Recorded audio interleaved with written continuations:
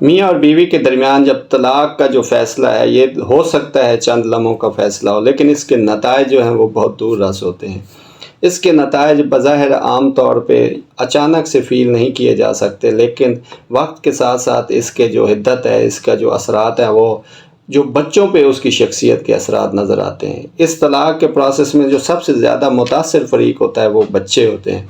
میاں اور بیوی تو کسی نہ کسی صورتحال میں آ کے وہ ایڈجسٹ ہو جاتے ہیں، بٹ بچے جو ہے وہ ساری زندگی اس کشمکش میں رہتے ہیں کہ اس طلاق میں کون قصوروار تھا، کیا ماں قصوروار تھی یا باپ قصوروار تھا۔ بہرحال قصوروار جو بھی ہو،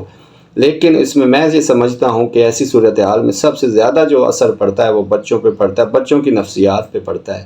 اور بچے جو ہوتے ہیں وہ اس حوالے سے بہت زیادہ مشکلات کا شکار ہوتے ہیں، خصوصاً اس صورتحال میں کہ جب بچے ماں کے پاس رہ رہے ہوتے ہیں اور وہ بچے پھر نان و نفقہ کے حوالے سے ان کے جو فائنینشیل سٹیٹس ہوتا ہے ان کی ماں کا، وہ اس قابل نہیں ہوتا کہ وہ بچوں کی اس طرح سے نگہبانی نگہداشت اور ان کے تعلیمی جو حقوق ہیں وہ اس طرح پورے ہوں جس طرح وہ باپ کے پاس موجود ہوں تو پورے ہو سکتے تھے۔ بہرحال جو یہ سوشل امپیکٹس ہیں یہ تو ہر بندہ سمجھتا ہے، ہر بندہ جانتا ہے، اس کو محسوس بھی کر سکتا ہے، لیکن میں اس کے جو لیگل کنسیکوینسز ہیں وہ آپ سے ڈسکس کرنا چاہتا ہوں کہ جو زوجین کے درمیان جب بھی کسی بھی سٹیج پہ جب طلاق ہو جاتی ہے تو وہ جو لیگلی اس عورت کے پاس رائٹ ہیں وہ یہ ہے کہ جب کسی عورت کو طلاق ہوتی ہے تو سب سے پہلا اس کا جو حق آتا ہے وہ خرچہ عدت ہوتا ہے، عدت کا جو اس کا حق ہوتا ہے، جو بھی عدالت اس پہ ڈگری کرتی ہے ایز پر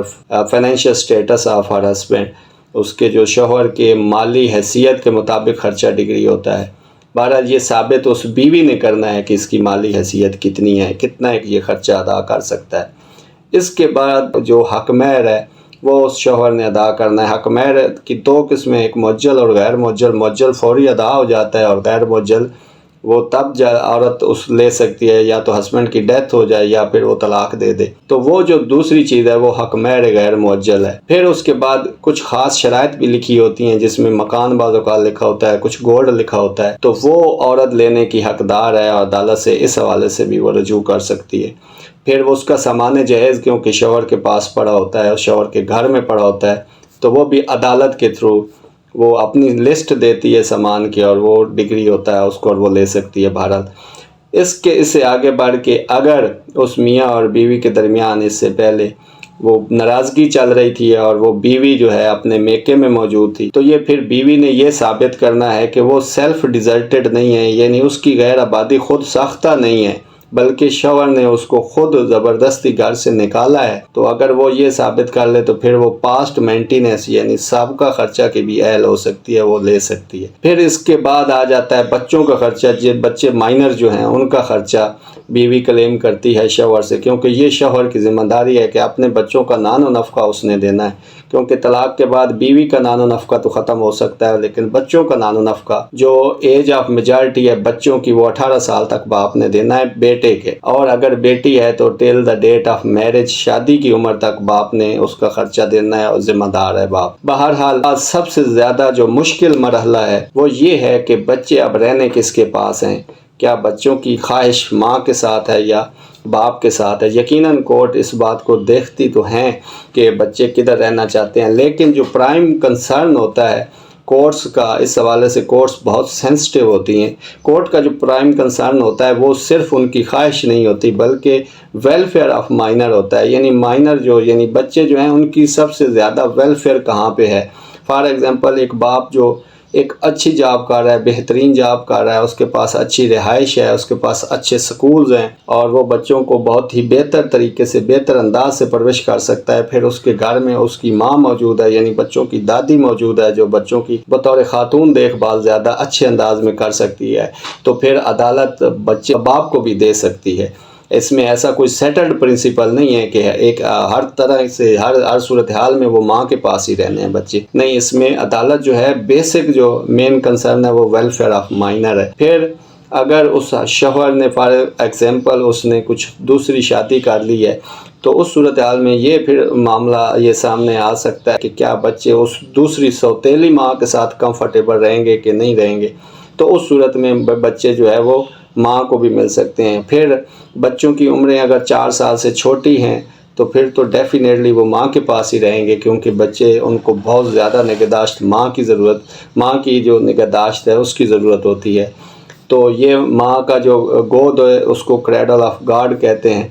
تو اسی لیے ماں کے ساتھ ان کی ایفیلیشن، ان کی ایسوسیشن وہ بہت زیادہ ہوتی ہے۔ خصوصاً کورس میں ہم جب دیکھتے ہیں کہ جب ایک ایسا مرحلہ آتا ہے جب بچوں کو یہ ڈیسائیڈ کرنا پڑے کہ